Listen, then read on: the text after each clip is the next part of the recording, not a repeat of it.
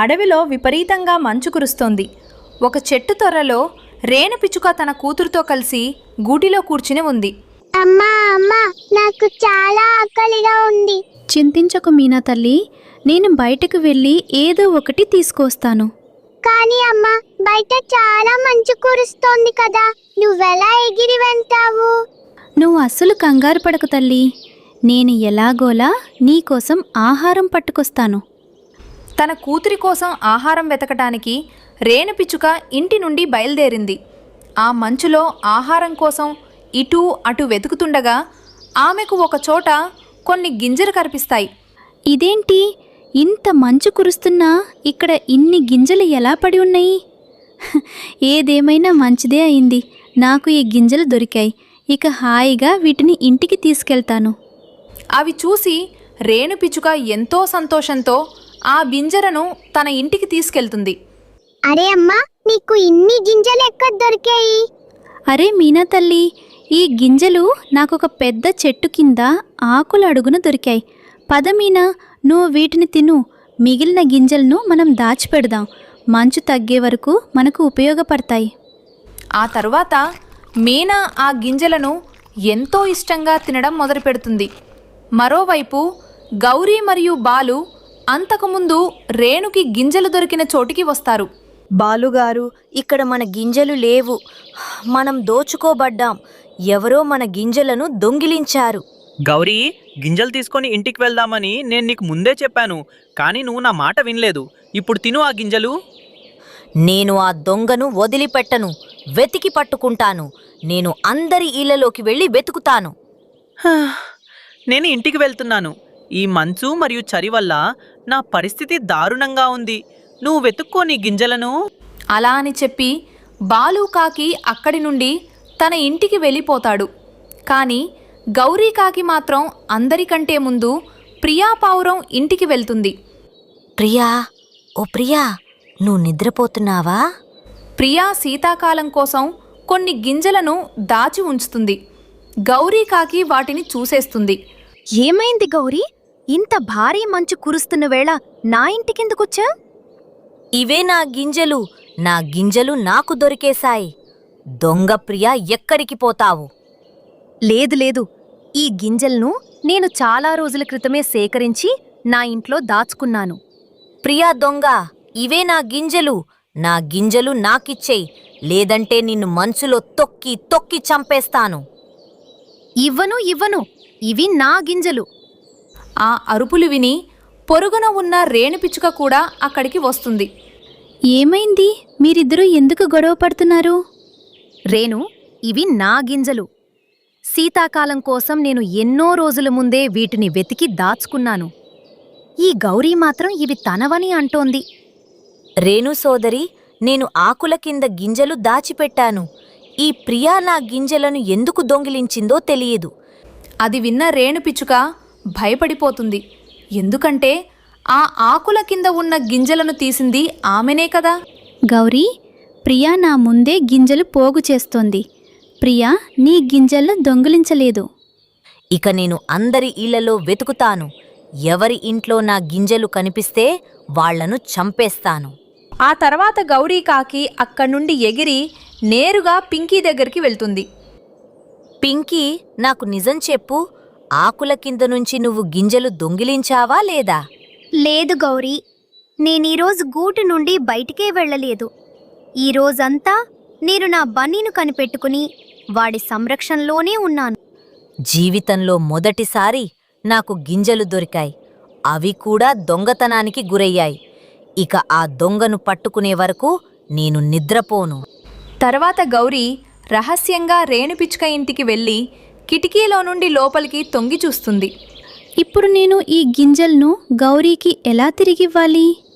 గౌరీ ఆ గింజలను ఆకుల కింద దాచిపెట్టిందని నాకు తెలియదు. అవునా, సంగతిదా? ఈ పిచ్చుక పిల్ల ఆ ఆకుల కింద నుండి నా గింజలు తీసిందా? ఇప్పుడు దీని సంగతి తేలుస్తాను.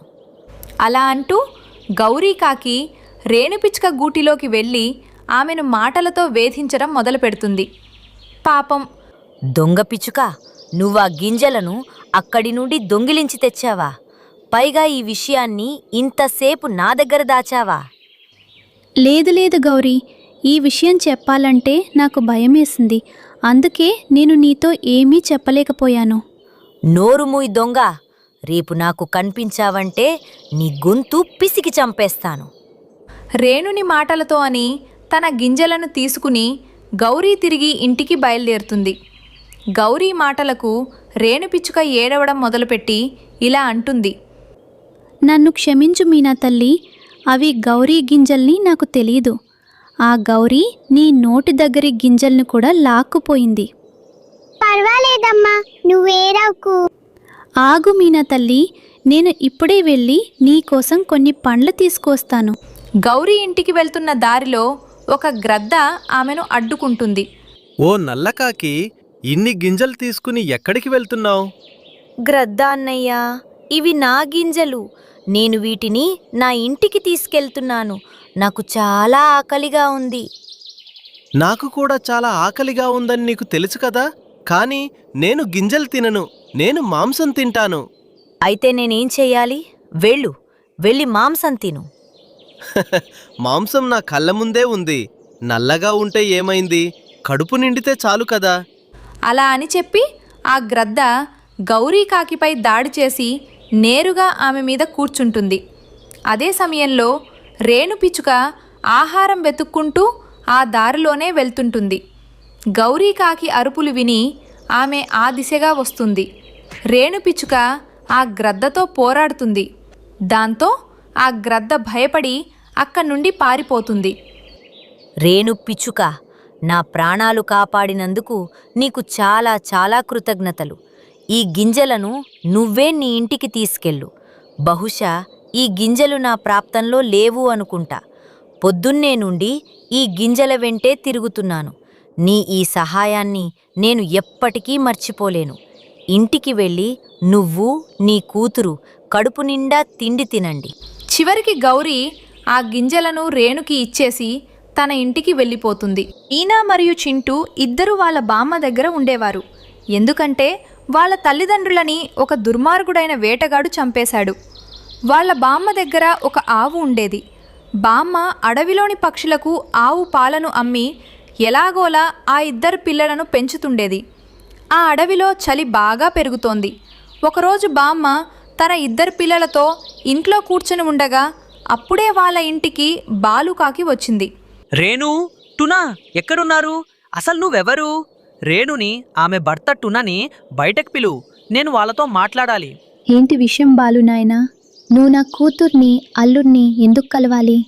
కొద్ది రోజుల క్రితం ఒక దుర్మార్గుడైన వేటగాడు వాళ్ళిద్దరినీ చంపేశాడు. నేను రేణు తల్లిని. చెప్పండి, మీకేం పని?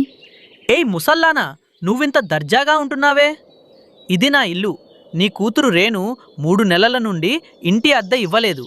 నేను నీకు ఇంకో నెల రోజులు గడువు ఇస్తున్నాను.